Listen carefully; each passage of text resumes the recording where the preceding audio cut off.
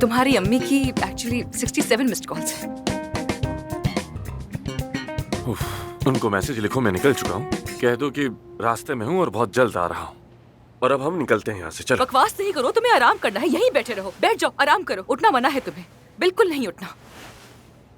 या अल्लाह, पता नहीं कितना हिलते हो तुम।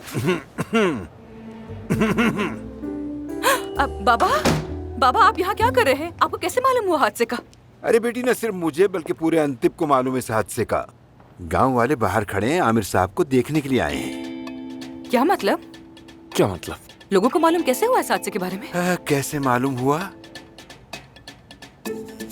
ये देखो तुम।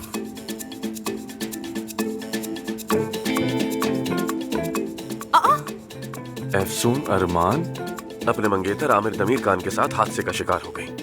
आमिर दमीर खान की हालत तशवीशनाक है। लेकिन ये तस्वीर कहाँ से? इन्हें किससे पता चला यार?